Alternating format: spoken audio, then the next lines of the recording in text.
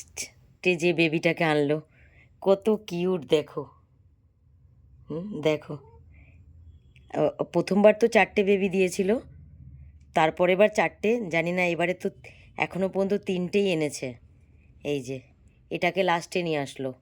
আমি তো ভেবেছিলাম পড়ে যাবে, যার জন্য আমি ওর মুখ থেকে টেনে নিচ্ছিলাম, কারণ দ্বিতীয়বারের বাচ্চাটা ড্রেনে পড়ে গেছে। এই দেখো, কাঁপছে ঠান্ডাতে, বাইরে মনে অনেকক্ষণ কোথাও রেখে এসেছিল ওর মা। এই দেখো, এটাকে প্রথমবার এনেছিল, এটা আজকে প্রথম এনেছে। এটা দেখো কি সুন্দর, কি কিউট কিউট বাচ্চা।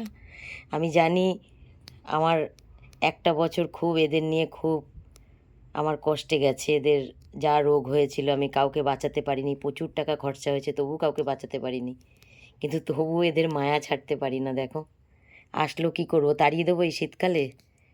ঘরে নিয়ে আসলো, তুলে নিলাম। এটা প্রথমবার দিয়েছে, মানে প্রথমবার নিয়ে। এই দেখো, দাঁড়াও দাঁড়াও, এই মুখটা একটু দেখাও। এই দেখো, এই বেবিটা খুব চঞ্চল। এটা দ্বিতীয়বার এনেছে, এই জন্যই ড্রেনের মধ্যে পড়ে গেছিলো, এত ছটপটে। দুজন তো খুব শান্ত। মোট এখনও পর্যন্ত তো 3জনকেই এনেছে। দাঁড়াও, হে ভগবান, দাঁড়াও। ওহো, জানি না আরও দিয়েছে কিনা, খুঁজে খুঁজে তো 3জনকে আনলো। এই যে আমি ওর পেটিটার মধ্যে দিলাম।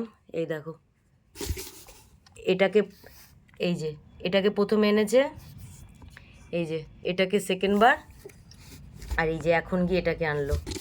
এই যে দেখো, ও এমনভাবে এসেছে, এমনভাবে আমার কাছে থাকে, মনে হচ্ছে যেন ও আমারই পোষা বিড়াল, কিন্তু ওকে আমি জানতামও না, ওকে আমি চিনতামও না।